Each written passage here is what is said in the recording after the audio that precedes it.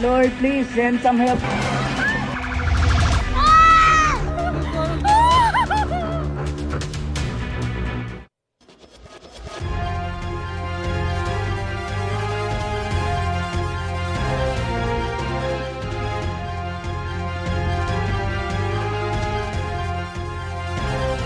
Kasunod ng malakas na lindol sa Cebu, may mga kumakalat na online post na bukas na umano ang mangyayaring tinatawag na The Big One. Ang sagot ng FIVOX, di yan totoo.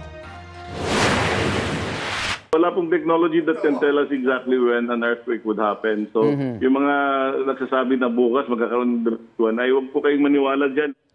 Sabi ni FIVOX Director Teresito Bacolcol, huwag maniniwala sa mga anyay hula-hula na bukas magaganap ang lindol na The Big One. Wala raw teknolohiya makapagtutukoy kung kailan eksaktong magaganap ang anumang pagyanig.